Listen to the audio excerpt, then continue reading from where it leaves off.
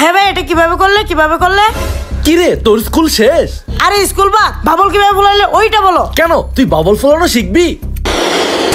হ্যাঁ শিখবো। আমাকে তাড়াতাড়ি শিখাও। আরে দাঁড়া, শিখাবো। তোর কাছে কি চুইংগাম আছে? হ্যাঁ ভাইয়া, আমার কাছে অনেকগুলো চুইংগাম আছে। তাহলে তোর চুইংগাম গুলো আমাকে দে, আমি এখনই শিখাচ্ছি। এই নাও, সবগুলো চুইংগাম তোমাকে দিলাম, এখন আমাকে তাড়াতাড়ি শিখিয়ে দাও।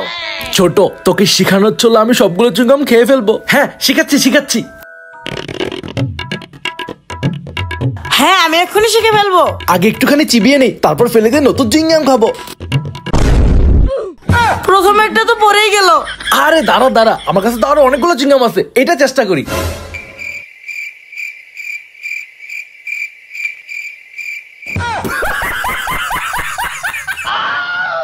ভাইয়া, এটা তুমি কি করলে? আমার মুখের উপর দিয়ে দিলে। আরে দাঁড়া, এটাও তোমার ভুল হয়ে গিয়েছে। কথায় আছে না, একবার না পেলে দেখো শতবার। দাঁড়া, এটা চেষ্টা করি। আমি তো এমনি করে তো সবগুলো চুইংগাম খেয়ে ফেলবো।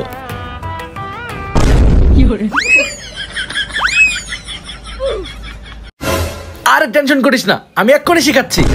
আরে সব চুইংগাম শেষ হয়ে গেল। ভাইয়া, তুমি আমার সবগুলো চুইংগাম শেষ করে ফেললে। আমাকে তো শিখাতেই পারলে না, উল্টা আমার সবগুলো চুইংগাম নষ্ট করে ফেললে। দাঁড়াও, আমি বাবার কাছে বিচার দেবো। এই রে, বাবার কাছে বিচার দিলে তো সর্বনাশ। কি করি? আইডিয়া। মিজান। কি হয়েছে? এত বড় বাবল? দাঁড়া, তোকে এখনই শিখাচ্ছি। এইটা দেখ, এইভাবে বাবলকে ফু দিবি, তাহলে তোর বাবল ফুলে যাবে।